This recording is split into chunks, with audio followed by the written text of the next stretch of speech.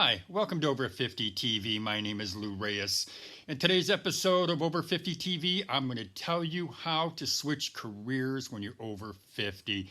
And I think many of us, when we get older, we're in a job, we're kind of comfortable, and we're thinking, you know what?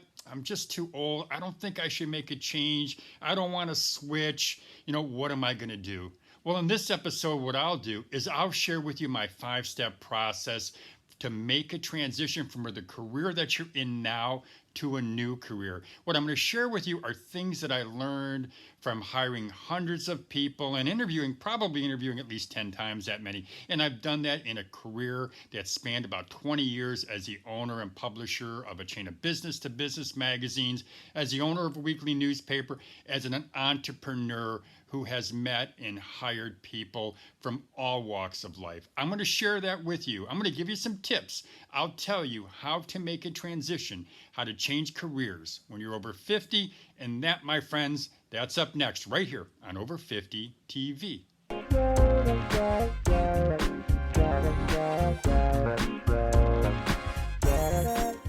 Welcome back to Over 50 TV. My name is Lou Reyes. And before the break, I promised I'd share with you my 5-step process to help you switch careers when you're over 50.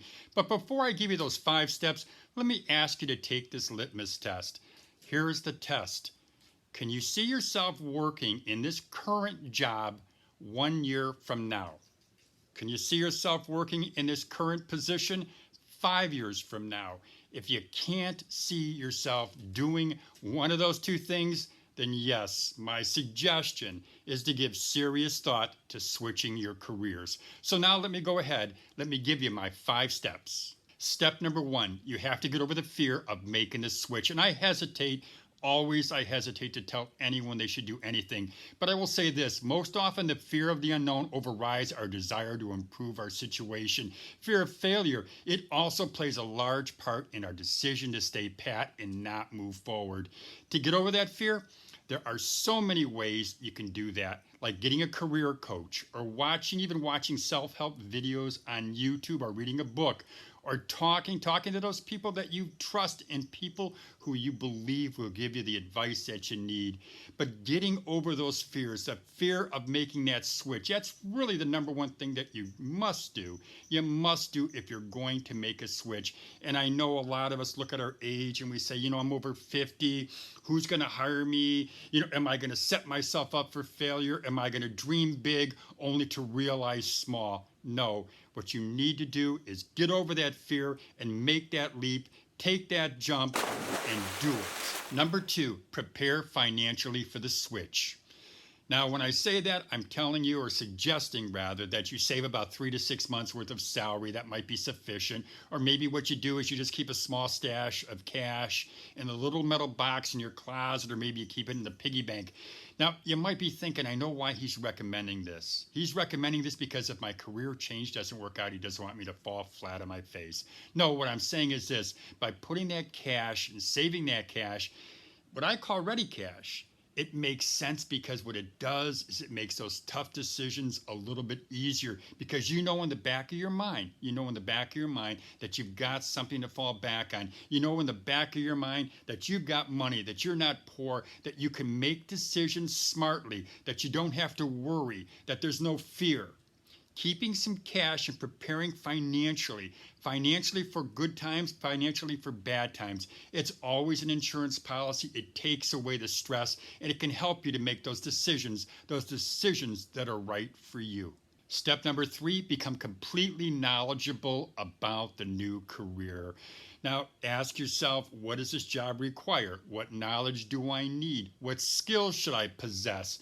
What do I need to do so I can command the top salary in that industry? What I recommend you do is find somebody who will give you advice and essentially act as a mentor, somebody who knows that industry. If it's me, I'm going to find someone who can tell me how I can become the most attractive candidate, because I don't want to be looking for a position for months and months and months, because I don't know how to become the best candidate for the job.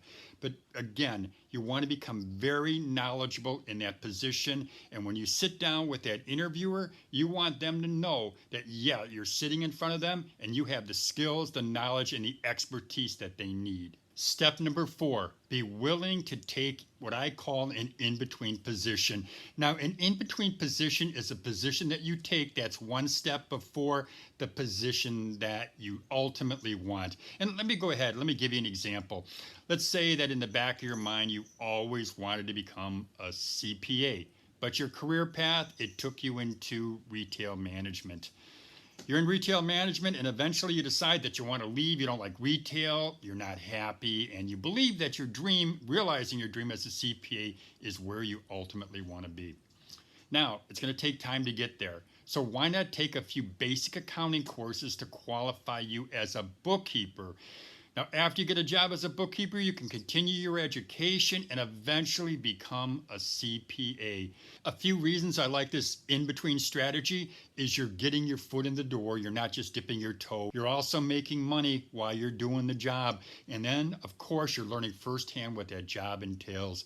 But again, I'll go back to this. The whole time that you're there, you're continuing your education, you're taking the classes that you need, so eventually you can get the position that you want. And really, you can do this in-between strategy in just about any field that you know, hey, I don't have the requirements now, but I'm going to get there. So at least what happens is at least you get into that field now rather than waiting 6 months or a year or longer to get the job of your dreams. Step number 5, be ready. Be prepared to answer the interview question that you're going to hear in some form. The question, why are you changing your career? Now, the interviewer will want to hear a well thought out answer. They're going to want an answer that makes sense. In the back of their mind, they're probably also going to be wondering, why is this person making this career change so late in life? Now, they probably won't ask that question, but you could bet they're still going to wonder. Your job, just make sure that your answer makes sense. Emphasize that you're advancing your career by doing something that you've always wanted to do. Whatever you do, don't mention your age and never, ever say, I know it's late in life. Emphasize your skills, your experience, your education, and your commitment to that profession. Let them know how you will benefit the company. I would let them know that you're going to hit that ground running. I've just outlined a strategy for changing careers when you're over 50. Now, I believe if you follow the 5 steps, you'll have a smoother career transition. But keep something in mind, and I know I'm kind of preaching to the choir here. As we get older, it is more difficult for us to find a new position, even if it's in the same career field. But if you're determined, if you're dedicated, and if you work hard at it, you can and you will find a new career. You will find a position that will make you happy. So that's all I've got for you today, folks. If you do have any questions, if you have any comments, please go ahead and put them in the comment box or go ahead and send me an email.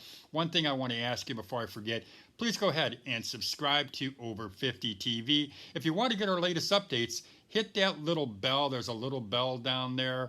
And if you hit that little bell, what will happen is every time I upload a video to YouTube, you'll be notified. And if you would, give me a thumbs up if you found value in this video. Well, like I always say, have a great day, everybody.